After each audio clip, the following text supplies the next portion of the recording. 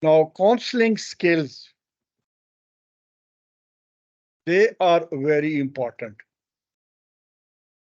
We are talking of career counseling, and there are certain skills which are required by a counselor. What are those skills? Number one is listening and observing. Listening is one of the most valuable counseling skills in therapeutic relationship. It can be used in three ways. Now, it's as in said in the previous slide, you have to develop a rapport. How you develop a rapport? You have to first develop an understanding of one another, and that you do as a counselor. You have to be a good listener and good observer. You should not miss any word spoken by the client and see where he is laying the emphasis, what words he's making use of, his choice of words, his tone, his volume, his complete body language. That is important. So give full attention. Not only you should be listening, but you should be having posture that you are listening very attentively. Attending is the ability to be physically present for the client. If somebody is talking to me and I'm looking at the TV, though I'm listening to him, but the one who's talking to me would probably think that I'm not giving him that much attention as I should be giving. So attending is the ability to be physically present for the client. It means giving them your undivided attention. Undivided attention. Shouldn't be seeing TV. Shouldn't be writing something. Shouldn't be attending the telephone. Okay, speak on, and you are attending telephone. No, it means giving them your undivided attention and making appropriate eye contact, not looking right and left, not looking at any thing else, not listening to anybody else on a telephone or otherwise. Somebody else has walked in while you are carrying on an interview. You are talking to him as well as, and he's getting a feeling that you are ignoring him. So make appropriate eye contact. Mirroring body language. Your body language should be such that the client should feel that you are being, if you are really concerned about what is being said and you are paying full attention, and your eye contact and your body language should be reflecting as if you want to go all out to solve his problem. And that you keep, if you do not say yes, no verbally, keep on nodding. These attending behavior show your client that you care, right? Then active listening means active listening occurs when you are listening with all your senses. I have just said. According to the Perinatal Mental Health Project external link, active listening involves listening with your body, not only with your ear. complete body, all attentive, bending bending forward, right? So active listening involves listening with your body, heart, ears, eyes, and mouth. Keep on saying yes, okay, this, that, and that should be your whole body is fully attentive. Verbal listening, although you are listening, but then you're saying hoo ha, okay, yes, right. Then what happened? Then what happened? Then what do you want to do? So this is a form of showing you are listening through the words that you use. This can be simple as yes or go on. It can also be in form of paraphrasing, repeating, okay, you said this, right? You mean this. So it should be a sort of fully absorbed man so that the client develops confidence you and thinks you are the best person in the world who is hell bent to solve your problem.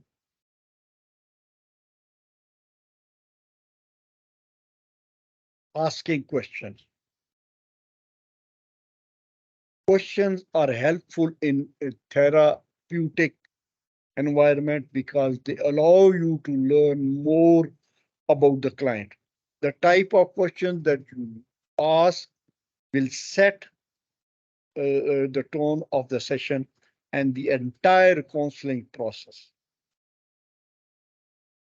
Now, not only you're nodding, not only you are saying hoo ha, yes, go on.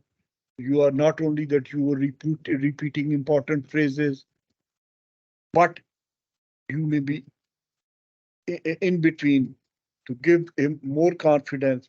You are asking questions. So questions occur in two types of question. One is closed, the other is open. Now, what is a closed question?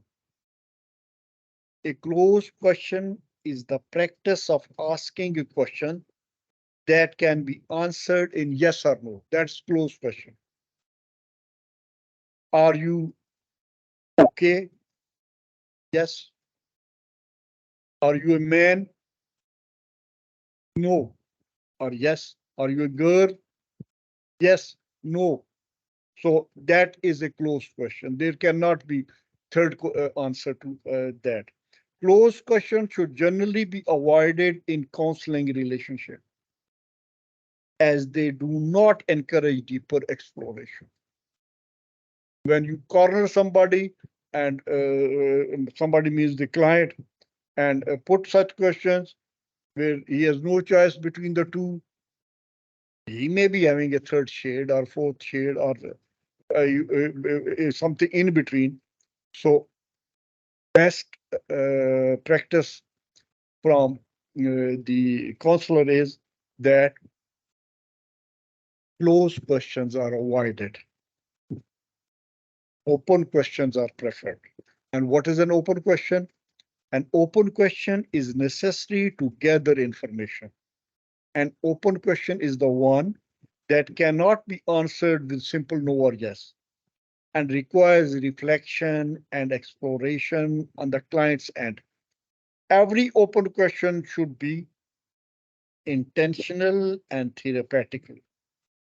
After giving a thorough thinking, you should ask such a question because then you are by getting an answer, you are able to look into the way the client is thinking.